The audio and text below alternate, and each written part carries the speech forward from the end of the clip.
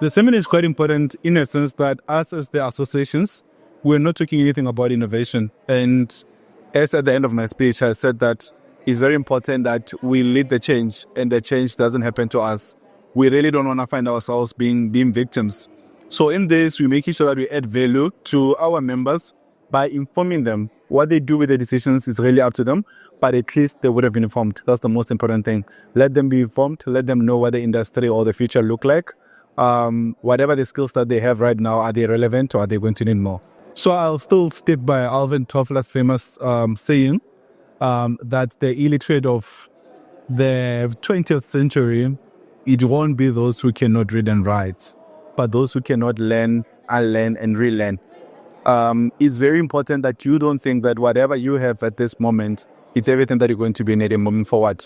You need to go learn and keep on making sure that you make yourself relevant in the industry because it's moving quite quick. There are some things, I left the industry officially to go into the business. And when I went into business, when you look back and you're like, things, a lot of things have already changed a lot, So for you to just get stuck there and think whatever you knew back then is still what is relevant now, that's a complete lie. I won't lie to you. I think COVID really became a reality to a lot of people. A lot of old leaders, they're quite resistant to this.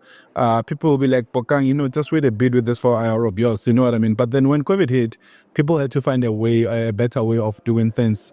Working from home, still being able to manage get the results, the isolation as well, so we cannot be in the same boardrooms as well to do our planning meetings and everything. So we have to be, all those kind of things they introduced really, they sort of fast-tracked the technology, and also people, and they saw the benefits that they can actually benefit more from it. We saw the presentation from Goldfields where they say with that they've even been able to get even more results, and safety has improved and everything has improved. Now the industry is saying we are ready to hear it. Hence, people took part of their day-to-day and literally say, you know what, we give it all to this. So the industry is ready to convert. We've got leaders who are willing now they are converted. I think the most important thing ever is for people to come into this kind of events and other events that are still coming. There's still a lot of mining events that are coming so that you can basically choose what is fit for purpose. We're not the same. We're not operating in the same way. So I wouldn't say it's a one-size-fits-all. So people need to come here, the leaders in those mines or organization, they need to come here and basically decide what is it that fits them. So I'm quite optimistic. We're looking at this being a two-day event.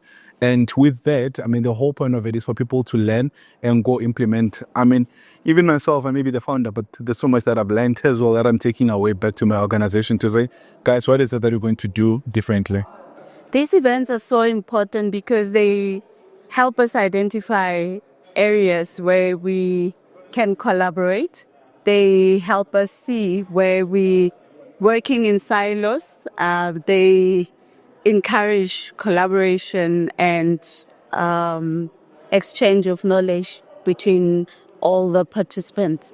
What was insightful was learning or getting to see how evolved academic institutions are.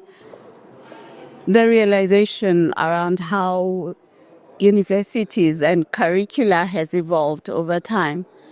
During the time when I was studying, it was more classroom focused.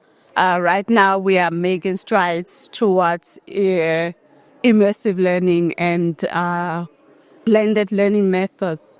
Also, how industry has also evolved in creating value for different mining houses. How the relationship between mining entities and what was known as contractors before has changed. They're now seeing each other as partners within these things. So these sessions or seminars are critical in highlighting, where we need to be as a country or as an ecosystem within the mining landscape to in order for us to be globally competitive. So the most significant impact of AI in the mining industry would play out in two arenas. The first one is safety, particularly in underground safety, and also in surface mining industries, management of safety and improvement of safety records, and really just improving the quality of life of somebody that's working within the arduous and industrial space of mining. So AI can be applied there, both by tireless analysis of huge data sets, and drawing conclusions which are meaningful and practicable to human beings to improve their work experience. And amongst that, and principle amongst that is the safety of their working environment. And of course, naturally, the other one, which is if dealt with correctly, comes with the same cost set, is the improvement of productivity, meaning the optimization of the workflow in a way that's not intrusive to the daily operation of the mine. Those are the two major applications of AI. And practically what that requires is the consumption in a comprehension way. Something has to be able to consume all of the data which is acquired and output a result with an intended objective. And for that to be done in a way that is unbiased and that is practical and realizable, AI is our best bet.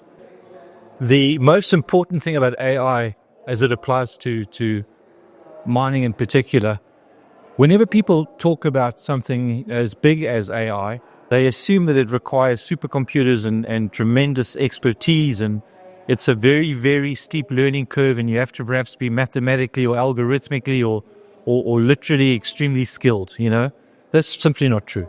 The most important thing about AI is it's accessible to everybody. There's things like Olama, which is a open source, free to use, runs on your own laptop computer, and you can teach it using RAG or RAG.